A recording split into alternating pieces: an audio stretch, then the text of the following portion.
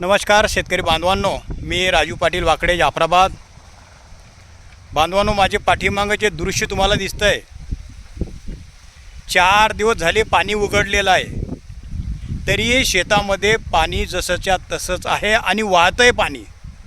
या शेतात नाही, त्याच्या पुढे जे शेत दिसतं त्याच्यातही पाणी आहे, ती मक्का दिसती त्याच्यातही पाणी आहे, आणि इकडे ही मक्का दिसती याच्यातही पाणी आहे, याच्या खाली 2 सरकीचे शेत आहे त्याच्यातही पाणी आहे.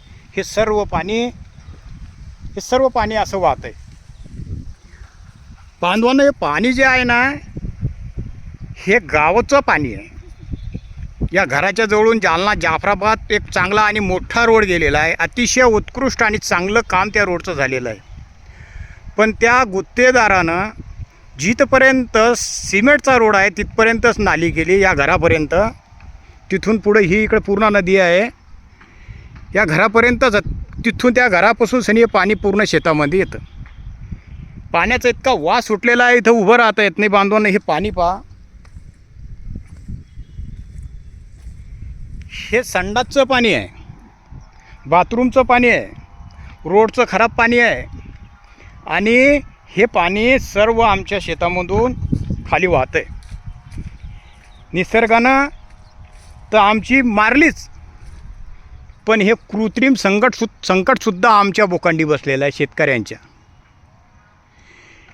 हे पाणी पूर्ण शेतातून वाहत आहे. समोर पाहिलं गजानन राऊत यांची मक्का आहे, सोयाबीन आहे, संदीप पाटील वाकडे यांचं सोयाबीन आहे, सुरेश पाटील वाकडे यांची सोयाबीन आहे, भास्कर पाटील वाकडे यांची मक्का आहे, त्याच्या खाली गणेश पाटील वाकडे यांची मक्का आहे, तिकडं मयूर पाटील वाकडे यांची कपाशी आहे, त्याच्या पलीकडं माझी मक्का आहे, त्याच्यानंतर आमचे पत्रकार विशाल पाटील वाकडे यांची सोयाबीन आहे. या सर्व सोयाबीनमध्ये हे खराब पाणी आहे बांधवांनो.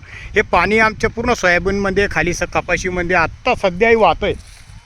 4 दिवसापासून वास सुटला या पाण्याचा, कारण हे संडासचं पाणी आहे. आणि आता लोकांनी काय केलं, बोरच्या मोटरात घरात साचलेलं पाणी, संडासचं सगळं पाणी त्या नालीत काढून दिलं. नालीतून इकडे हे पाणी पूर्ण आमच्या शेतानं वाहतं. वेळोवेळी याची आम्ही वाच्यता केली, मागणीसुद्धा केली की बाई नालीचं पाणी नदीपर्यंत काढून देण्यात येऊ. कोणीही इकडे लक्ष देण्यासाठी तयार नाही आहे. शेतकऱ्यांचं असं नुकसान होतं आहे. वरून सनी निसर्गही मारतो, हे मानवनिर्मित संकटसुद्धा आम्हाला मारतं आहे. शेतकऱ्यांना जगायचं कसं? या पाण्याची विल्हेवाट जोपर्यंत लागत नाही तोपर्यंत या शेतकऱ्याला चांगले दिवस येणार नाही. गावाजवळचे शेत आहे, चांगले शेत आहे, काळ्या मातीचे शेत आहे, आणि जास्त पावसामुळं हे सर्व शेत खराब होत चालले आहे. खराब पाण्यामुळे याची पत खराब होत चाललेली आहे. पुढे चालून हे नापीक व्हायला वेळ लागणार नाही.